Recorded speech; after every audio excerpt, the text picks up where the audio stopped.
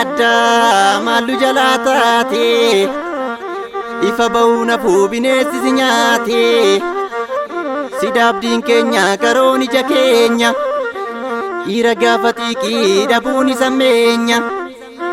jirraa jirtuu jettaa dura keenya baate yartuun sammuun qabne karaatti si nyaate dhiira sodaan qabne diinaf karaan banne Hacaaluu Hundeessaa leencaan bokeessa karaatti hafuun kan kee keessa gommadeessa bochi baraa kunii nurraa taruu qaba lammii koo yaa sabaa mee harka wal qaba lammii koo yaa sabaa mee harka wal qaba yaa jeekoo Hacaaluu Hundeessaa leenca Oromoo mara keessa duuni kee baduun keessa yaa jeekoo Hacaaluu Hundeessaa leenca Oromoo mara keessa duuni kee baduun keessa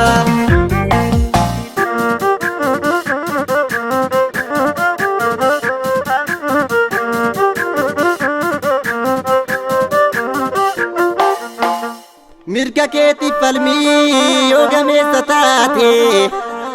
gantuun achee nyaattee boolla kamii baate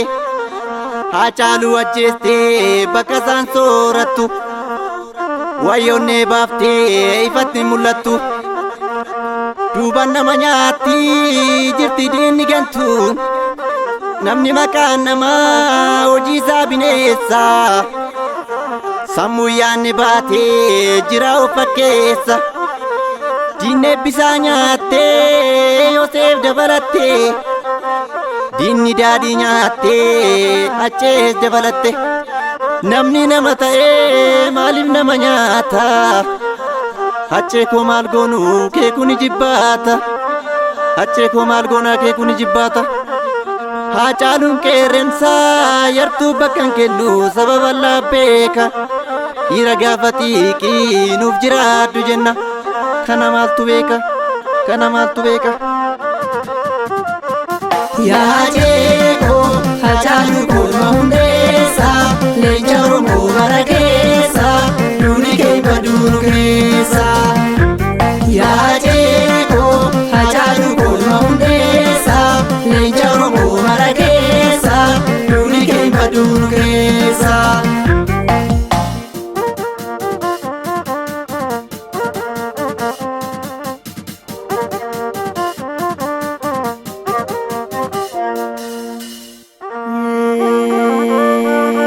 baaduu yaa harree siituun dadhabne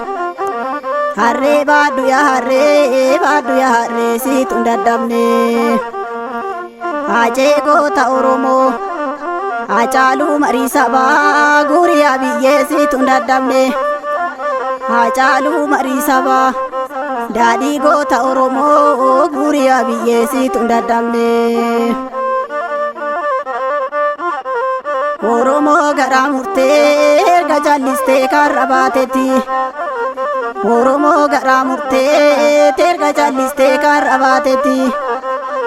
gumaan kee badee nafuu dhiigni kee badee nafuu hin barbaaddannaa tokko taanetti yaa jee